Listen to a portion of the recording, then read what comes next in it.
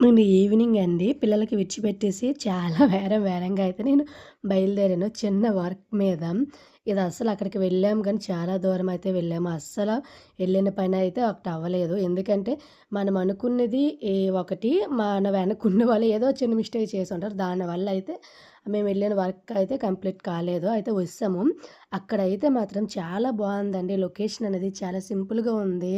అంటే అక్కడ మొత్తం ఫ్రూట్స్‌కి సంబంధించిన అన్ని చెట్లు ఉన్నాయి. ఇంకా నిమ్మ చెట్టు, ఇంకా ఆరెంజ్ కూడా ఇంకా అటువైపు ఉంది. కొబ్బరికాయ, ఇంకా బత్తాయి, చాలా చెట్లయితే ఉన్నాయండి. సపోటా ఇవన్నీ కూడా చూడడానికైతే చాలా బావుంది.